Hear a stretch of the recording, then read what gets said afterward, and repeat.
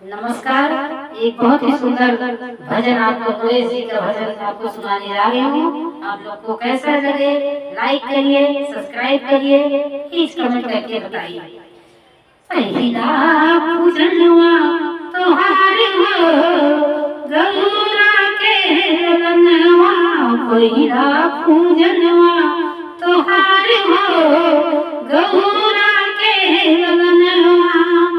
ब्रह्मा से पहिले विष्णु से पहिले, ब्रह्मा से पहिले विष्णु से पहिले, शंकर से पहिले तोहार हो गौरा के ललनवा। पहिला पूजनवा तोहार हो गौरा के ललनवा।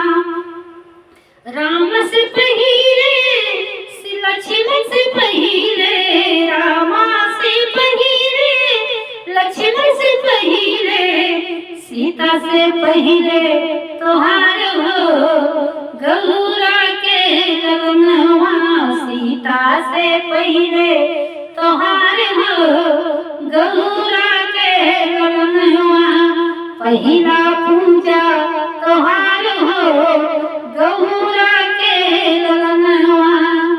गंगा से पहिले जमुना से पहिले, गंगा से पहिले जमुना से पहिले, सरयू से पहिले तोहार हो गौरा के ललनवा। सरयू से पहिले तोहार हो गौरा के ललनवा। पहिला पूजनवा तोहार हो गौरा के ललनवा।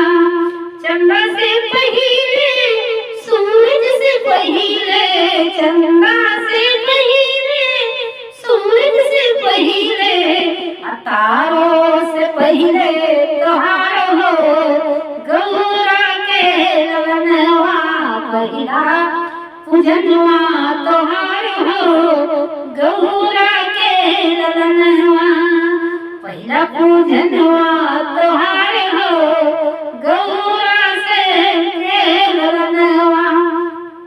ओ कृष्ण से पहिले बलदाऊ से पहिले, कृष्ण से पहिले बलदाऊ से पहिले, राघव से पहिले तोहार हो गौरा के ललनवा।